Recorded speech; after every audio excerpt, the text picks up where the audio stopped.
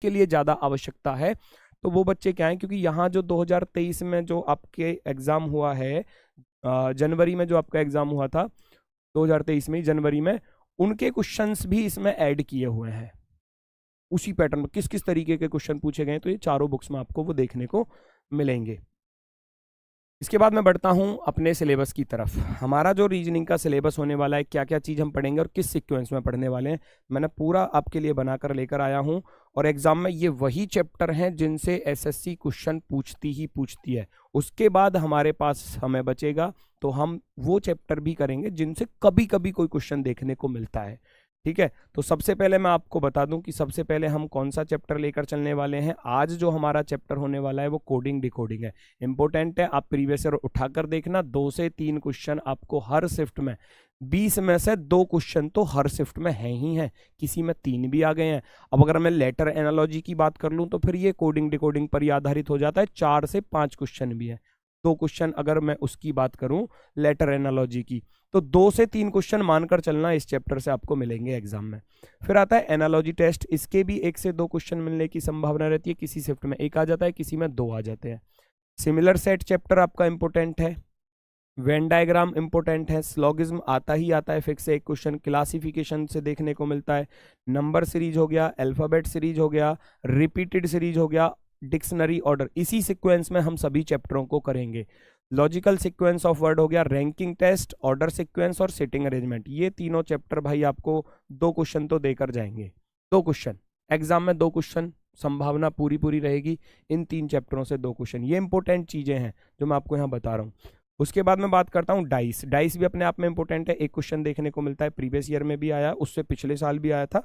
Blood relation fix है भाई, 1 question देखने को मिलता ही मिलता है ज्यादातर। डायरेक्शन का कभी हो जाता है कि कभी दे दिया और कभी नहीं दिया, 0 से 1। मैथमेटिकल ऑपरेशन, ये बहुत ज़्यादा वर्तमान समय में एसएससी का फेवरेट बना हुआ है, किसी किसी एग्जाम में आपको 2 से 3 क्वेश्चन भी देखने को। मैंने एक सीजीएल का एग्जाम देखा था, सॉरी सीएचएसएल का एग्जाम देखा था, उसमें एक ही शिफ्ट में भाई 4 क्वेश्चन दिए थे इस मैथमेटिकल ऑपरेशन के। कैलकुलेटिव है, कैलकुलेशन करनी होती है। फाइंड द मिसिंग नंबर हो गया, अल्फाबेट टेस्ट हो गया। ये स्क्रीनशॉट ले लो आपका, ये हालांकि पीडीएफ में आपको ये सारी चीज़ें मिलेंगी ज़रूर। और उसके बाद पढ़ेंगे हम कंडीशनल नंबर, लेटर और साइन, उसके बाद क्लॉक और कैलेंडर। इनका वेटेज थोड़ा सा कम रहता है, लेकिन वर्तमान समय में कैलेंडर का एक क्वेश्चन रख रही है एसएससी, जो वर्तमान में एग्जाम हो रहे हैं ना। देखो, हमेशा हमें एसएससी को इस बात को ध्यान में रखना पड़ेगा एसएससी की, कि वो वर्तमान समय में किस चैप्टर का वेटेज ज़्यादा दे रही है। तो ये कैलेंडर जो है वर्तमान समय में मुझे देखने को मिल रहा है कई एग्जामों में और कई शिफ्टों में देखने को मिला है, तो संभावना हो सकती है कि आपके एग्जाम में भी इसका क्वेश्चन देखने को मिल जाए। तो इसको भी हम बहुत शानदार तरीके से पढ़ेंगे। एज का क्वेश्चन कभी कभी पूछती है एसएससी, कभी कोई किसी एग्जाम में पूछ लिया कभी। और अर्थमेटिकल रीजनिंग, ये भी 0 से 1 कभी देखने को मिलेगा, तो ये लास्ट में मैंने इसीलिए रखे हैं क्योंकि इनका क्वेश्चन बहुत कम आता है। उसके बाद हम आगे की तरफ चलते हैं। ये हमारा नॉन वर्बल रीजनिंग का पार्ट है। नॉन वर्बल यानी कि अभाषिक तर्क शक्ति, जिसकी हम बात करें, जहां आपको फिगर मिलने वाली हैं। फिगर पहला है मिरर इमेज और वाटर इमेज, ये अपने आप में इंपॉर्टेंट चैप्टर है क्योंकि यहाँ से क्वेश्चन बनता ही बनता है। फिगर एनालॉजी से बन सकता है, क्लासिफिकेशन से आ जाता है, फिगर सीरीज इंपॉर्टेंट है भाई, देखने को मिलता ही मिलता है इससे क्वेश्चन। कंप्लीशन होता है आकृति पूर्ण करना, आकृति की पूर्ति करना।